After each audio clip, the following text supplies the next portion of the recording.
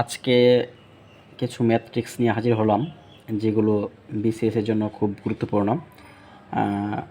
এখানে আমরা দেখতে পাচ্ছি একটা ম্যাথ 26তম বিসিএসে এসেছে। ঠিক সেম ম্যাথটাই আমাদের 22তম বিসিএসেও এসেছিল। সেই জন্যই আমরা এটা নিয়ে আজকে আলোচনা করব। এটি সহজেই করার একটা টেকনিক আছে, সেটা চলেন দেখে নিই কীভাবে আমরা করব। দেখতে পাচ্ছি দুটি ক্রমিক পূর্ণ সংখ্যার নির্ণয় করুন যাদের বর্গের অন্তর 47। যদি দুইটা ক্রমিক সংখ্যার বর্গের অন্তর দেওয়া থাকে তাহলে আমরা সে অন্তরের সাথে 1 যোগ করে 2 দিয়ে ভাগ করব। ভাগ করলে আমরা পাবো বড় সংখ্যাটি, এবং যদি যে অন্তরটা দেওয়া থাকবে ক্রমিক সংখ্যার বর্গের অন্তর যেটা আছে সেটার সাথে থেকে যদি আমরা 1 বিয়োগ করি, 1 বিয়োগ করে 2 দিয়ে ভাগ করি, তাহলে আমরা কী করব? আমরা ছোট সংখ্যাটি পাবো। সো চলেন আমরা দেখে নিই। যেমন এখানে বর্গের অন্তর দেখতে হবে আমাদের কি ক্রমিক পূর্ণ সংখ্যা এবং কি বর্গের অন্তর। যেহেতু 47, তাহলে আমরা কী করব? আমরা 47-এর সাথে 1 যোগ করব বড় সংখ্যা বের করার জন্য, তারপরে 2 দিয়ে ভাগ করব। আর ছোটো সংখ্যা বের করার জন্য কী করব? আমরা 47 থেকে 1 বিয়োগ করব এবং 2 দিয়ে ভাগ করব। তাহলে আমাদের বড় সংখ্যাটা কী হচ্ছে? 47 আর 1 48। 48কে 2 দিয়ে ভাগ করলে কত হয়? আমাদের 24। এরপর দেখি আমরা 47 থেকে 1 বিয়োগ যদি করি তাহলে কত হয় আমাদের? 46। 46কে 2 দিয়ে ভাগ করলে আমাদের হচ্ছে কত? 23। তার মানে আমাদের যে বর্গের অন্তর কোনটা হবে? 24কে যদি আমরা বড় করি এবং কি 23কে যদি বড় করি, বড় করার পরে দুইটা পার্থক্য হবে আমাদের 47। তার আমরা সহজেই এই ট্রিক্সের মাধ্যমে আমরা বড় সংখ্যা এবং কি ছোটো দুটি সংখ্যা পেয়ে গেলাম 1 সেকেন্ডেই। সেম ম্যাথটাই আমরা যদি একইভাবে করি, দেখেন এখানে দেওয়া আছে দুটি ক্রমিক সংখ্যার বর্গের অন্তর 199 হলে বড় সংখ্যাটি কত? তাহলে আমরা কি বলেছি? বড় সংখ্যার জন্য আমরা 1 যোগ করে 2 দিয়ে ভাগ করব, আর ছোটো সংখ্যার জন্য 1 বিয়োগ করে 2 দিয়ে ভাগ করব।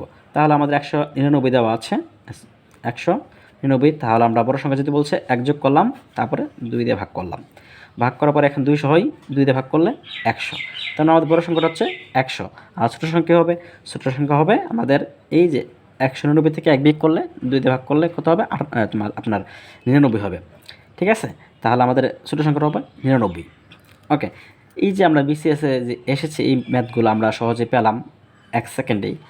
কিন্তু এরকম টাইপেরই কিছু ম্যাথ আছে যেটা আমরা এখানে নিচে দেখতে পাচ্ছি, এগুলো আসে নাই কিন্তু আসার সম্ভাবনা রয়েছে। তাই আমরা এগুলো দেখে নিব কীভাবে এটা করতে হয় 1-2 সেকেন্ডেই। আমরা ঠিক আগের ট্রিক্সেই আমরা যেখানে 1 বিয়োগ করেছিলাম, ঠিক সেম ট্রিক্সেই আমরা এখানে করব।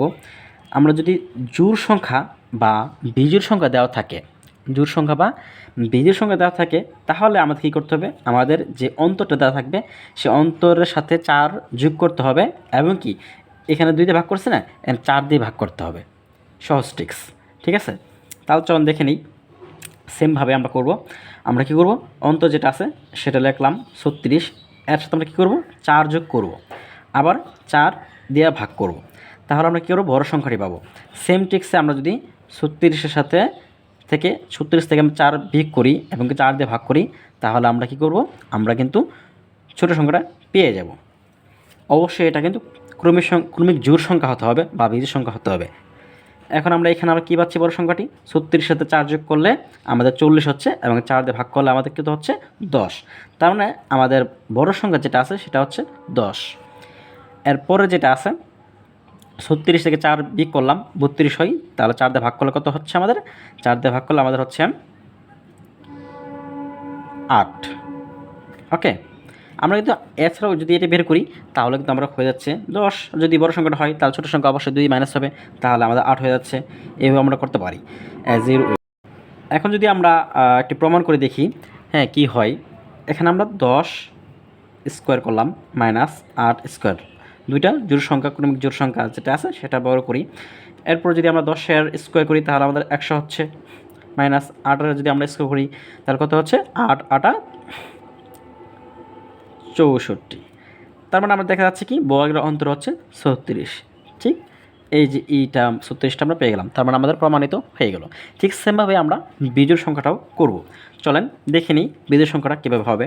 এখানে বলেছে দুটি ক্রমিক বিজোড় সংখ্যার বর্গের অন্তর 32। তার মানে আমরা যদি বড় সংখ্যাটা বের করি তাহলে কী করতে হবে? আমাদের 4 যোগ করতে হবে, 4 দ্বারা ভাগ করতে হবে। তাহলে আমরা বড় সংখ্যাটা কী করব, 36 আর 4 ভাগ করলে কত হয়, 9 হয়। ঠিক আছে, 4 নং 36, 9। ঠিক আছে, ঠিক আমরা যেখান থেকে 2 দিয়া যে দুটি বড় সংখ্যা, তাহলে আমরা 2 বিয়োগ করলে 7 আমরা পেয়ে যাচ্ছি ছোটো সংখ্যাটি। চলেন যদি শুধু ছোটো সংখ্যা বের করতে বলে তাহলে আমরা কীভাবে করব, আমরা জাস্ট সিম্পলি 32 থেকে 4 বিয়োগ করব আর 4 দ্বারা ভাগ করব। তাহলে আমাদের কত হচ্ছে, এখানে 28, 4 দিয়ে ভাগ করলাম, তার কত হলো 4 7 28। তার মানে আমাদের বড় সংখ্যাটা হবে 9 এবং ছোটো সংখ্যাটি হবে 7, যদি দুটি পরপর বিজোড় সংখ্যার বর্গের অন্তর 32 হয়। সো আজকের ম্যাথ ট্রিক্সগুলো এখানেই সমাপ্ত করলাম। আশা করি পরবর্তী যে ম্যাথ ট্রিক্সগুলো আছে সেগুলো দেখবেন। ধন্যবাদ।